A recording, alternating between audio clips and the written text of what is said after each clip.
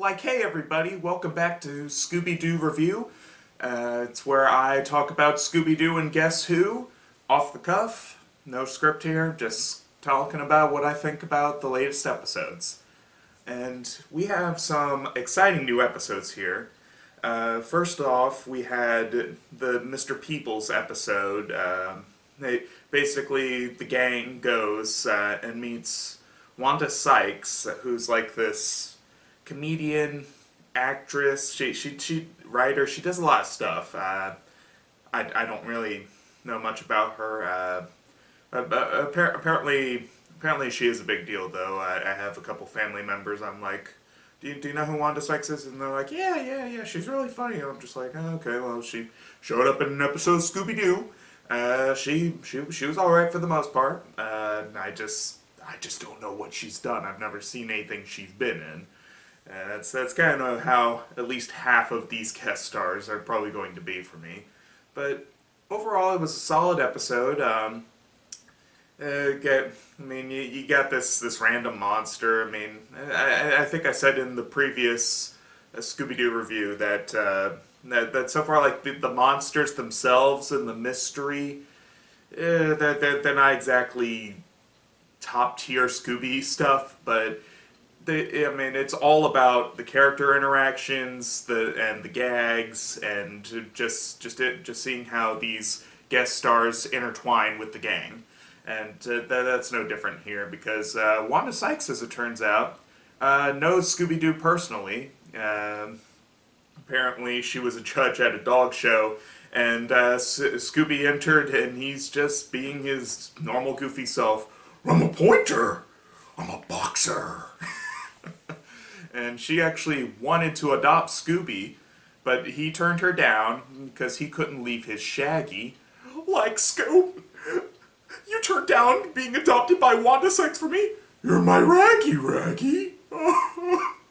Very, very, very touching. I really like that. I'm going to get into a little bit of spoilers here. This episode, they go to this pet store because Scooby needs his Scooby snacks, and they're all out. And they run into Wanda Sykes and find out that Mr. Peoples, the owner of the store, had been kidnapped by this fish-looking monster that hatched out of this monster egg or whatever. Although when I heard Mr. Peoples, if anybody who's a big fan of Hanna-Barbera and their various characters and properties, hearing the name Mr. Peoples makes you go, hmm. And then we get some foreshadowing throughout the episode that there's somebody else that's not the monster that seems to kind of be helping out the gang. And later on, Wanda gets kidnapped by the monster, and I love it when Scooby's just like, I gotta raise Wanda! And he gets all serious. And he's focused on finding Wanda, finding the monster, getting the mystery solved. That was a really nice callback to Scooby's earlier characterization, where if somebody he loved was truly in trouble, he'd dog up and manifest a little bit of bravery to save them. And I like that they bring that back, because Norm and Shaggy's just like, I'm not used to you acting like this, Scoob. I'm a lean, sleuthing machine. Like, I liked you better when you were a lean, mean, food-eating machine. But, yeah, it's very nice to see them bring that back, because Scooby and Shaggy's cowardice has kind of been flanderized throughout the years, just, exaggerated. And it's fine if Shaggy stays that way. He had no reason to man up in this episode, but it was very nice. And then you know how the basic Scooby formula goes. The trap goes wrong. Scooby, Shaggy, and Wanda fall in, and the monster's about to get them. And then, like I said, when I heard Mr. Peoples, that can only mean Magilla Gorilla. Magilla Gorilla just swoops in and saves Scoob and Shag and Wanda, and that was an awesome moment, especially since in the Scooby-Doo team-up comics, I believe fairly recently, I think it was this year, they did do an issue with Magilla Gorilla, but they kind of change it somewhat in this show. Because you see in the cartoons and when Scooby-Doo teamed up with him in the comic book, Magilla could talk. I mean, he was like a Yogi Bear kind of character, bipedal animals, anthropomorphized and could talk and everything. Here, he just grunts like a regular gorilla, and that was a little bit off-putting, especially since Frank Welker provides the grunts. I mean, that was just a little weird. But they kind of changed his backstory. Fred's just like, oh, you're Magilla Gorilla, the first and only ape available to be bought as a pet to the public. But it wasn't that years ago. What are you doing still in this pet store? And that kind of points to the mystery. Spoilers. Mr. Peoples is the monster. He basically wanted to ruin the pet store because Magilla Gorilla, after all these years, is still eating him out of house and home. Because that was kind of the conflict in the Magilla Gorilla cartoons. Is Magilla was kind and everything, but he was kind of a klutz. And he would just cause Mr. Peoples no end of just stress and anxiety. He kept wanting to get rid of Magilla, but he never could just seem to do it. And here, Mr. Peoples was fed up with it, and he gets carted off to jail, which I was honestly surprised, especially given Mr. Peoples' characterization of the comic, where while Magilla still caused him stress in that version, he still did care about Magilla. Here in the cartoon, bit of a different story. It's kind of sad because Magilla still doesn't have a home. But then Wanda adopts Magilla Gorilla. Thank you, Wanda Sykes. I know you probably don't watch this, but thank you for finally giving Magilla Gorilla a home after all these years. And Scooby turns down being adopted by her again. Leading to another touching moment. Kind of a missed opportunity to throw Magilla Gorilla in there at the end, when they could have had, a bit more to do with that throughout the whole episode, kind of like the Funky Phantom episode. But, I mean, it's still a nice callback, and nice to see that a lot of the Hanna-Barbera properties are still merged within this Scooby world, even though this is a different take, and not exactly the same as, the team-up books or the new Scooby movies where they've already met these people before, but it's a new, different take. So yeah, that was the Pet Shop episode. Very, very solid overall. I liked it. Then we have the Sherlock Holmes episode. Now, after the Abraham Lincoln fake out, spoilers if you haven't seen that episode with the Funky Phantom and Abraham Lincoln. Once I saw how they handled Abraham Lincoln, that made me curious how they were going to handle Sherlock Holmes. Because as Holmes is notorious for showing up in these crossovers with cartoons and stuff, and every time that they do that, they completely throw out the fact that he's a fictional character. He does not exist. He's a completely literary fictional character. Batman has teamed up with him. I mean, they always throw it out and say that the books are kind of like inspired by this real version of Holmes. Scooby-Doo finally does something a little bit different than what I normally see with this kind of thing. This Sherlock is not the real Sherlock, because there is no real Sherlock. It's a man that that seems to just think he's Sherlock and has all his mannerisms and everything. Basically, Scoob and the gang, they're out in London. They're doing the whole mystery tour, solving London's mysteries. And it's kind of a nice callback that they go there and they're just constantly solving mysteries. That's just their thing. They just do that. I like that. That was kind of cool. And then they come across the monster of the week, some skulls, some screaming skulls. It might be a London legend. I don't know. I'm not very well versed in that. Then they run into this crackpot Sherlock. That's what the police call him. And I really like Sherlock in this. He's just like, he's just got the magnifying glass out, just inspecting everything. He's like, science. It was very interesting take. I mean, I haven't read a lot of the Sherlock books. I don't think I've really read much of it. Most of what I know about Sherlock comes from, general media, how he's portrayed in cartoons, and or the Ace Attorney series or stuff like that. And I know none of that's like true to the original source material, but for the most part, I enjoyed him here. He basically bails the gang out of prison, and then they're just like, okay, obviously this guy's off his rocker, but maybe he could help us since he probably knows London better than we do. And I like when the gang's huddling to, they're like, Mr. Sherlock, can you give us a second to talk? All right, gang, huddle up, and they're like, all right, he's obviously insane, and then they're like, but he could help, and then Sherlock is also part of the huddle, and they're like, yeah, Sherlock can help, and nobody. They don't even acknowledge that Sherlock joined them in the huddle.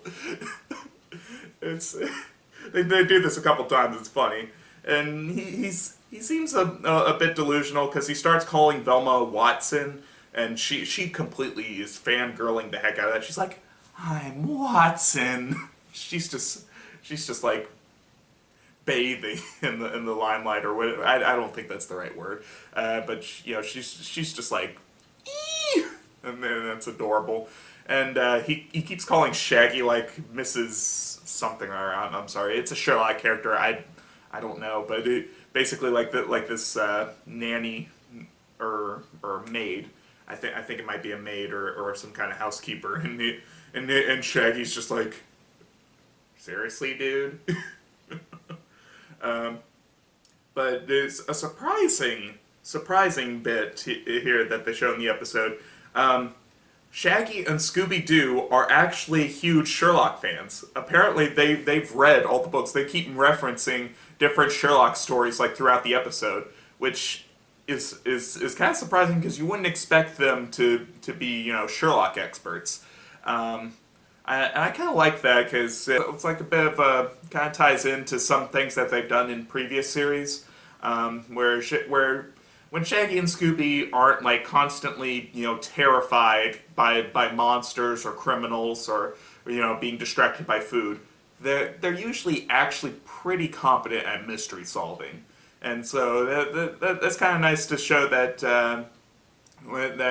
that they actually do have some interest in mystery solving, and the gang's they're not just being dragged along by the rest of the gang.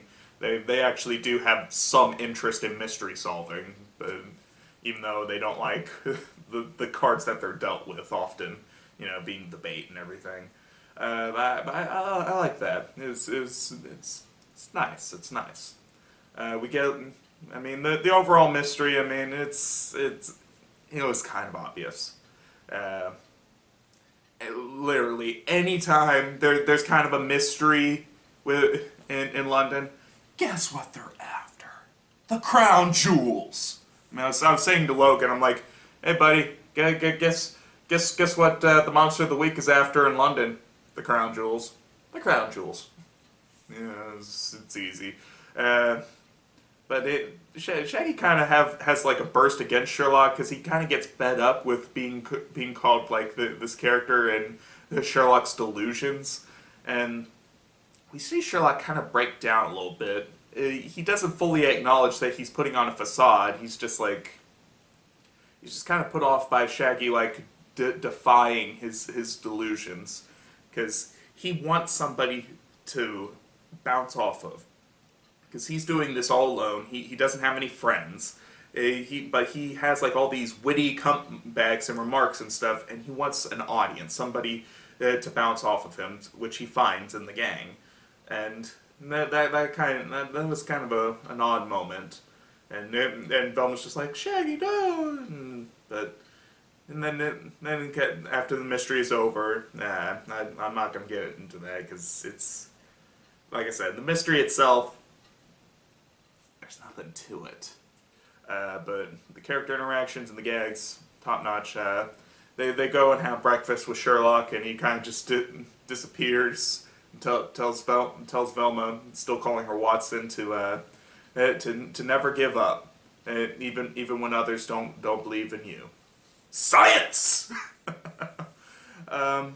Let's see. One other thing to note, I did like they had the one during one of the chase sequences, the Scooby-Dooby doors, when they're running around the hallways and all sorts of stuff happens.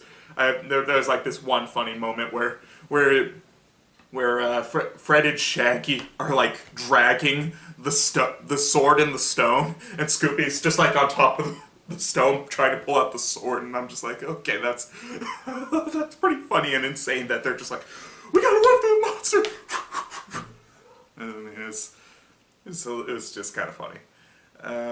But yeah, that's pretty much for these episodes. By the time this video is up, the next episode will be out, but I'm going to wait until at least after the Wonder Woman episode, and then I'll do another one of these. Let's see, in other Scooby news, we do have a trailer for Scooby-Doo Return to Zombie Island. I don't really know what to make of that. Because they're probably going to retcon the heck out of it. Because this is not like them returning to the art style and stuff from the original Scooby-Doo on Zombie Island. This is basically the current version of the direct-to-video gang, which I like the direct-to-video movies. Alright, I mean, they're just really long Scooby-Doo episodes. You get a lot of good moments like Legend of the Phantasaur and everything.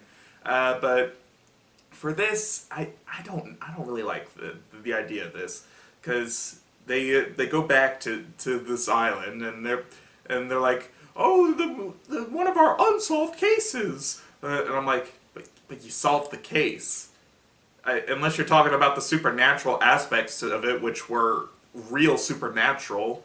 I mean, this was like the early 2000s where they did like a few movies like Zombie Island, Witch's Ghost, and Cyber Chase that have like real threats. And then like there was obviously like a human factor to it, but the supernatural elements were really there. And I mean, oh yeah, I forgot Alien Invasion is in there too. But I don't really like what they're doing with this. They're returning to it. It feels like it's just going to be a rehash and not as good as the original. Especially if they try to do with what they did with the 13 Ghosts of Scooby-Doo, like the 13th Ghost, and try and apply real logic to it or change. It wasn't really supernatural at all. No, don't do that. Don't do that. I mean, I feel like the zombies returning, I believe that might be like just humans in costumes, but yeah, because you see some of these new zombies and they look like standard Scooby-Doo villains, but you also get like a shot of the zombies from their classic design from the movie with the glowing eyes and everything, and I'm just like, huh. All right, those are probably the real zombies. But there'll probably be like real zombies like from the original movie, and these new zombies are inspired by the legend of that first movie. I don't know. I just don't know. And apparently there's like this weird guy dressed like Fred in the trailer. I'm just like, all right, what's that all about? And the Mystery Machine's on monster trucks and has a different design on the side.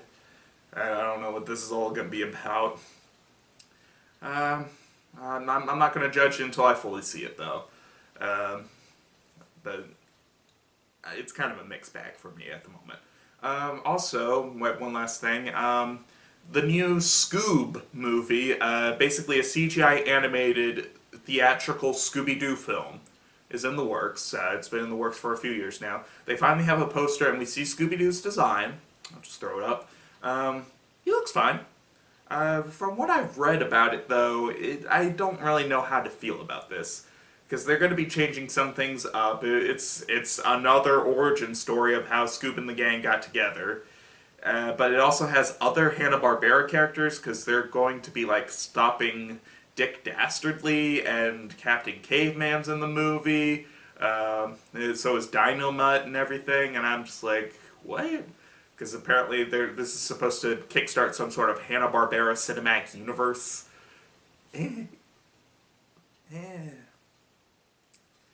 Fred's not going to have an ascot. Fun fact from an interview, apparently the whole ascot trend was only within like a 3 months period back in 1969. So men were only wearing ascots for about 3 months, which was exactly when Fred was designed. And that aspect of his character design has stuck with him all these years, nearly 50 years, pretty much 50 years, based off of a 3-month trend. So that's why they're ditching the ascot in the movie. I'm just like, well, Scooby looks okay. I'm kind of worried about what the rest of the gang will look like, because, I mean, they could probably easily go with, like, the Peanuts or Captain Underpants style, where they're, like, 3D CG, but they still look like, their classic selves in the classic style, just like slightly three-dimensional, but still keeping that. I hope that's what they're going for, because a 3D CGI gang kind of terrifies me. Most of the voice cast is brand new. Frank Welker is only returning to voice Scooby-Doo himself, because he's pretty much the Scooby-Doo voice at this point, which is odd, because I don't... Apparently they didn't even come to the other actors to reprise their roles, which didn't really go well when Matthew Lillard, the current voice of Shaggy, who also played him in the live-action movies, the first two, he was not too happy to find out about this along with the rest of us, and Frank Welker, for the first time since pretty much ever, will not be voicing Fred. I don't even get it, because they're getting him to do Scooby. Why not Fred? I mean, it's literally been his role ever since the very beginning. Because they had somebody else playing Scooby all those years ago, but Frank stepped up to the role along the way as they passed on. But I'm curious to see more about the movie. Of course, I'm going to go see it because I'm a Scooby-Doo fan. But I just hope that they do Scooby right. Because the translating things to modern audiences, but trying to make it still recognizable to the true fans, that's kind of a hard thing to balance. I mean, certain movies have kind of flopped on that. Cough, cough, Sonic the Hedgehog, cough, cough, but they're changing the design, so we'll wait and see on that. But yeah, that's all about I have to say for this video. Thank you all so much for watching. Please let me know if you want me to continue, or anything you want me to talk about, Scooby-Doo related or otherwise. Leave a comment down below, that'd be really helpful. And I hope you all just have a wonderful day, and Ruby, Ruby,